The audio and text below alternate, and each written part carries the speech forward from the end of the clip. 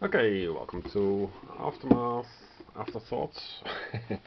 uh, Aftermath has no solo, and since if you want a real good adventure, if you want a solo experience, you would have to choose one a critter. Um, the amount of enemies are times the amount of characters, so the game tries to scale a little bit. But some of these pages they don't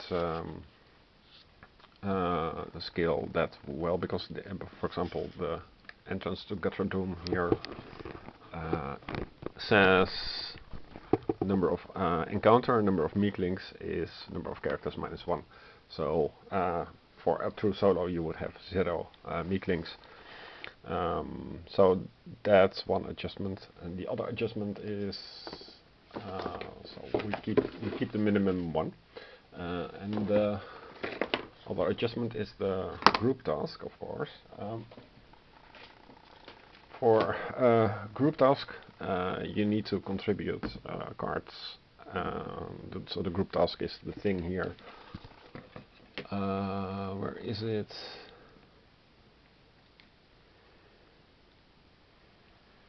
I don't think this has a group task.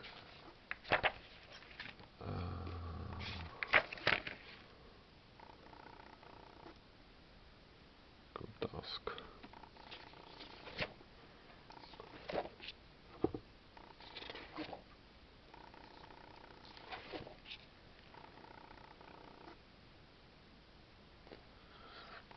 I wish there was a group task symbol.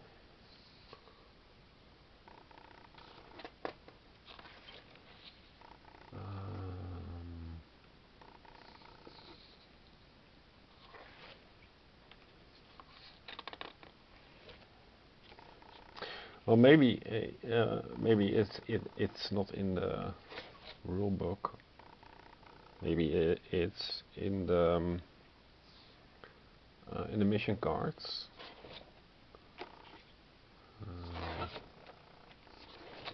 Let's see. I don't see it right here. But anyway, yeah, there is a talk of a group task that you have to perform sometimes. And the first card is the leading color. I think you would have to match the number or the color based on the first card. So you are set a number, and you need to have the sum of these cards that total that given value. Now, if you play solo, it would take far too long, of course, to complete a group task. So every time you contribute a card, you roll a die, and on a positive value of the die, so let's say you have the white die or the black die, and you roll a positive value, then you decrease the amount. And I think that's all. And oh yeah, and if you die, because of course you can die much faster, you keep the contents of your box. So in that sense, it's the modern version of a roguelite campaign. Everything else starts as a normal campaign start. So the discovery box is filled and available missions are reset. But the things that you completed, plus the colony upgrades, they remain. So the next run should be easier.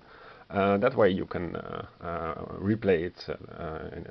It will give a very different feel from playing with other people and 2, 3, or 4 characters at the same time.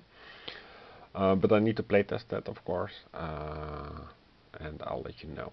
Okay, so that's the 3 parts. Rulebook, including all the questions that have ever been asked into a single document that you can peruse via a phone, or and the solo version, the true solo version, and the frostbite expansion. So I'm really excited to go make some progress in all these aspects. I have been working on the rulebook for the better part of the last 2 weeks. It takes a lot of time, because you have to, restructuring and presenting the information in such a way that it's easy to find, without being the creator yourself is no small feat. But also the work done by somebody else shows that there is a lot of love in this game. People appreciate the quality. There's a small thing about the miniatures, that the game comes with this giant bag, and it's a completely ugly bag, and everybody who is a little bit interested in quality would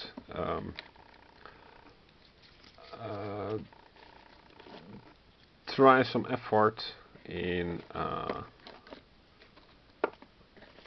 let's do this nicely. Try some effort in organizing this.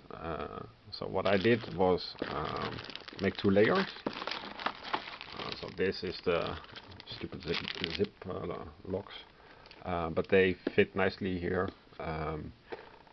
The cat goes into the side, and here is the layer of the other creatures. It's not beautiful, but it's a simple cardboard structure,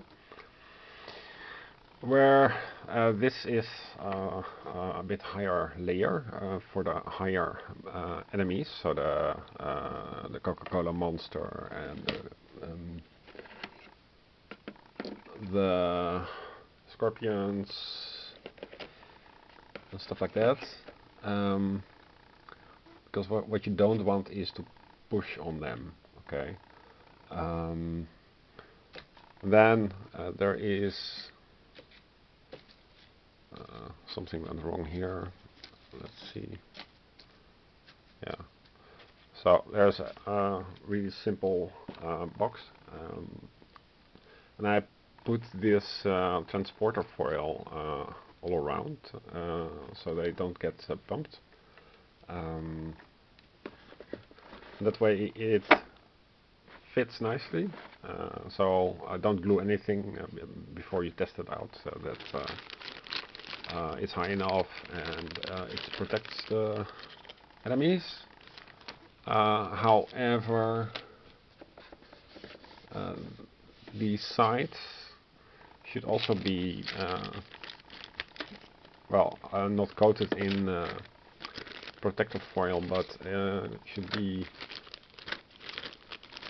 a cardboard around it, and the cardboard should be the holder for the protective foil, so you have bubbles all around. That would be nice. I'm not really sure what this is. Oh yeah, it's a road cards. Some of these packs, and that's not described in the rulebook, they don't play a role until instructed much later.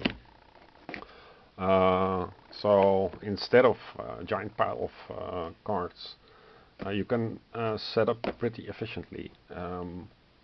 So I think I'll add that to my custom rulebook part as well. Yeah, so that's all the things that I'm working on. Would be nice to have more of these colony upgrades. I think they need to be in the discovery box. The discovery box is was very confusing for me because this discovery box it is not the stuff that you discovered, but the stuff that is can be discovered. Just like the discovery was a space ship that hasn't discovered anything, but is about to discover something. So it's transitive, if you will. Yeah, so hope you liked it. Bye.